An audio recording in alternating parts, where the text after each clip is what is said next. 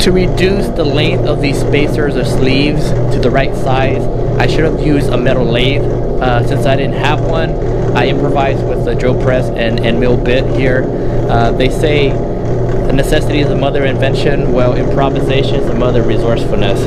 But thinking retrospectively, I could have also used a file or a belt sander, but that would just be a little bit more time consuming. Or I could have just handed over to a machinist. But I figured this task is easy enough for me to do as a lay person.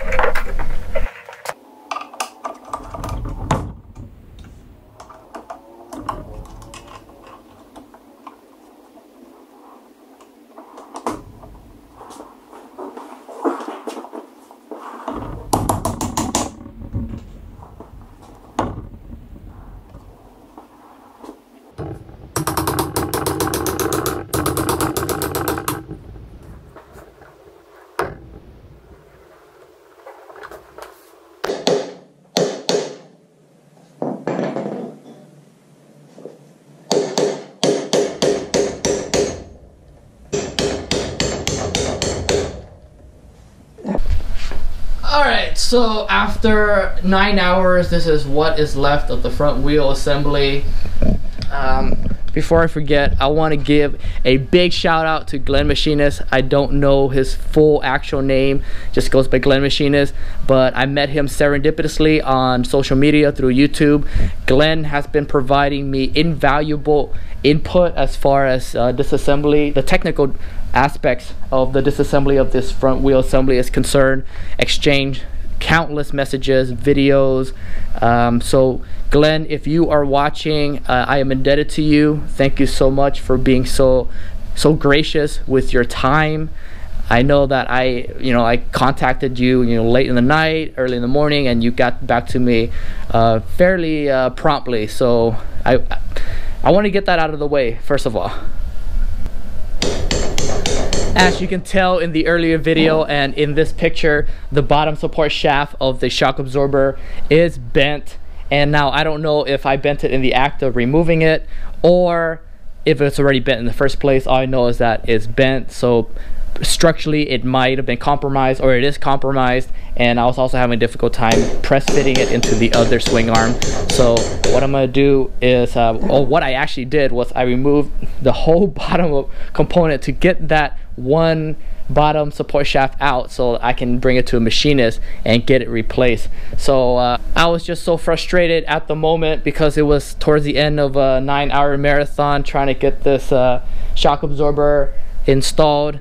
So I didn't bother taking videos. I did take some photos, so I'm going to describe to you verbally on how to remove the bottom swing arms. It's really simple, well, relatively simple. Remove the screws, the outside screws are bolt and nut, and then remove the 2 shafts holding the bottom swing arm component to the top swing arm.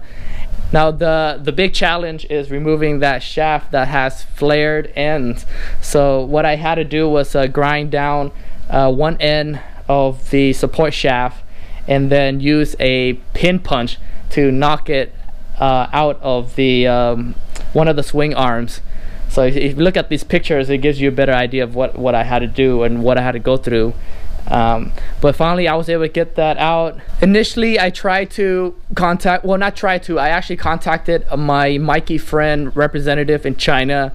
Unfortunately, because of the coronavirus epidemic, she said that no one is at work at the company, and they won't go back to work until next month at the soonest, and from there it would be another month before the item would get shipped to me or would arrive at my place. So that's a 2-month timetable. That was just too much time. I'm too impatient to wait that amount of time. So I took it to a local machinist, and he said, yeah, he can machine out that replacement part for me.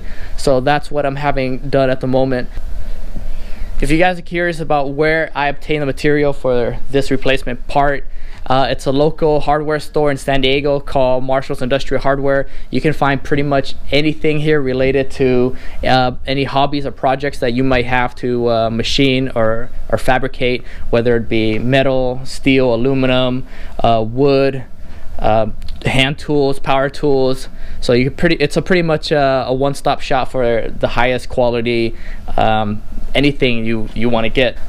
Based on the input from Glenn Machinist, I decided on 304L stainless steel material with a 1/2 inch diameter, and so that way my machinist is going to bring it down just a little tiny bit to make it just the right diameter for the shaft. Hey there, good morning. I just left Marshall's Industrial Hardware after picking up the 1/2 inch diameter stainless steel 304 rod for the shock absorber suspension shafts. So I just dropped it off with machinist Bob in there. Believe it or not, this is Southwest prototype. It's very nondescript. It's just a garage in a house that has all the machine shop equipment. So I'm gonna take you in and show you a little bit around the shop here. So Bob is on his lathe over there. Oh, look at this. Look at that gorgeous animal. Oh, where are you? Hey, how are you, buddy? Come here. Can I pet you a little bit? You are so fluffy. Hey. Come on, I'm not gonna hurt you. I just want to pet you. Here, look at the back of my hand here. Oh yeah, buddy. Oh, whoa.